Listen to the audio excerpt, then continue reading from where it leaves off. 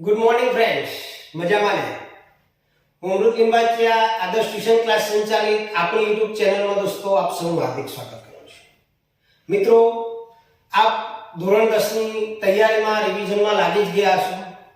તો દોસ્તો, આજના વિડીયોની અંદર આપને મળશે વિજ્ઞાનના બેસ્ટ 5 પેપરોના ખાલી જગ્યા નંબર 7 થી 12 જે આપણે સેક્શન એ ની અંદર 24 માર્ક્સનું હેતુલક્ષી પૂછાય છે દોસ્તો, અને જેમાં જ મોટાભાગના વિદ્યાર્થીઓને થોડું માર્કિંગમાં ઓછા આવતા હોય છે. તો એના માટે હેતુલક્ષી વિડિયોઝ જોઈશું આપણે.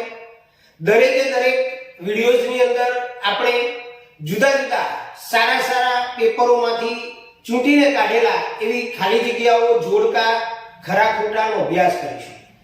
મિત્રો, આજના વિડિયોની અંદર આપણે જોવા જઈ રહ્યા છું 1 થી 5 પેપર જેની ખાલી જગ્યાઓ જે વિભાગની અંદર 7 નંબર થી 12 નંબરમાં આવશે અને જેમાં ઓપ્શન આપેલા હશે. તો શરૂઆત કરીએ દોસ્તો. અહીંયા આપણને પહેલા નંબરની ખાલી જગ્યા આપેલી છે, એટલે કે 7 નંબરની ખાલી જગ્યા જે આપણને આપેલી છે એની અંદર ઇથેનોલનું ખાલી જગ્યા વડે ઇથેનોઇક એસિડમાં રૂપાંતર થાય છે. ઇથેનોલનું ખાલી જગ્યા વડે ઇથેનોઇક એસિડમાં રૂપાંતર થાય છે. તો દોસ્તો, એનો જવાબ આવશે આલ્કલાઇન KMnO4. બીજો જવાબ પણ આવી શકે, આ એક ઉદ્દીપક છે. એ જ રીતે બીજો જવાબ તમારો શું આવશે? તો K2, કોઈવાર ઓપ્શનમાં ન આપેલું હોય, K2Cr2O7 એટલે કે પોટેશિયમ ડાઇક્રોમેટ. ઇથેનોલનું આલ્કલાઇન KMnO4 અથવા તો K2Cr2O7 પોટેશિયમ ડાઇક્રોમેટ વડે ઇથેનોઇક એસિડમાં રૂપાંતર થાય. 8 નંબરની ખાલી જગ્યા મિત્રો. ખાલી જગ્યા વૈજ્ઞાનિકે વિદ્યુત પ્રવાહની ચુંબકીય અસરની શોધ કરી હતી. યાદ રાખજો દોસ્તો, પૂછાયેલી અને સારી ખાલી જગ્યા છે. ખાલી જગ્યા વૈજ્ઞાનિકે વિદ્યુત પ્રવાહની ચુંબકીય અસરની શોધ કરી હતી. તો એનો જવાબ આવશે મિત્રો ઓર્સ્ટેડ. ઓર્સ્ટેડ નામના વૈજ્ઞાનિકે વિદ્યુત પ્રવાહની ચુંબકીય અસરની શોધ કરી હતી. 9 નંબરની ખાલી જગ્યા સ્વયંપોષી પોષણ. ખાલી જગ્યા સજીવ દ્વારા દર્શાવાય છે. દોસ્તો, સ્વયંપોષી પોષણ એટલે કે જે સજીવ પોતાનો ખોરાક જાતે જ બનાવે. તો એમાં તમામ લીલી વનસ્પતિ અને લીલ આવે. તો આનો જવાબ આવશે દોસ્તો લીલ. સ્વયંપોષી પોષણ એ લીલ નામનું સજીવ દર્શાવે છે. 10 નંબરની ખાલી જગ્યા છે સફળ ભિન્નતાઓ ખાલી જગ્યા દ્વારા જ પ્રાપ્ત થાય છે. દોસ્તો, પ્રજનન બે પ્રકારના છે, એક લિંગી પ્રજનન અને એક અલિંગી પ્રજનન. તો અલિંગી પ્રજનનની અંદર એક જ પિતૃ ભાગ લેતો હોય છે, તો એની અંદર ભિન્નતાઓ ઓછી જોવા મળે, પરંતુ લિંગી પ્રજનનની અંદર ભિન્નતાઓ વધારે જોવા મળે.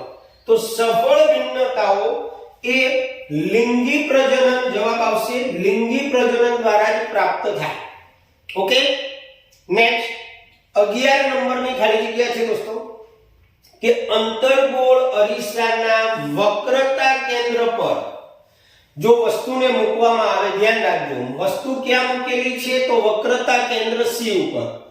તો એનું પ્રતિબિંબ ખાલી જગ્યા સ્થાને રચાશે, એટલે કે પ્રતિબિંબનું સ્થાન જોવાનું છે.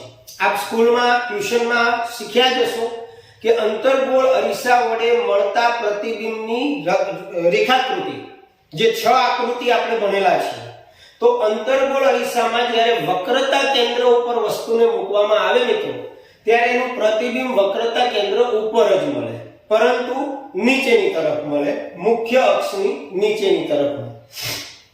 તો યાદ રાખજો, જવાબ આવશે એનો વક્રતા કેન્દ્ર પર. અંતર્ગોળ અરીસામાં કોઈ પણ વસ્તુને આ ખાસ જોવાનું, અરીસો છે, લેન્સ છે, નહીતર ખાલી જગ્યા ખોટી પડી શકે. સમજીને વાંચવાની, પૂરી ખાલી જગ્યા હેતુલક્ષીમાં હંમેશા પૂરું સમજીને વાંચવાનું. તો વક્રતા કેન્દ્ર ઉપર જો વસ્તુને મૂકવામાં આવે તો એનું પ્રતિબિંબ વક્રતા કેન્દ્રની ઉપર જ પડે, પણ અંતર્ગોળ અરીસા. અને 12મી છેલ્લી ખાલી જગ્યા કોપરના વાસણ ઉપર બનતું વાદળી પડ એ ખાલી જગ્યા છે. આપણે ક્ષારણ વિશે શીખ્યા છીએ દોસ્તો. ઓકે, હવે તમે જાણો છો કે તાંબાના વાસણો જે છે, કોપરના વાસણો, એ હવાની અંદર ભેજયુક્ત કાર્બન ડાયોક્સાઇડ સાથે પ્રક્રિયા કરે તો એનો જે ચમકદાર રંગ છે દૂર થઈ જાય અને લીલા અથવા તો વાદળી પણ જોવા મળે. તો એ છે copper carbonate. Copper carbonate CuCO3 copper કાર્બોનેટનું પડ છે. ઓકે,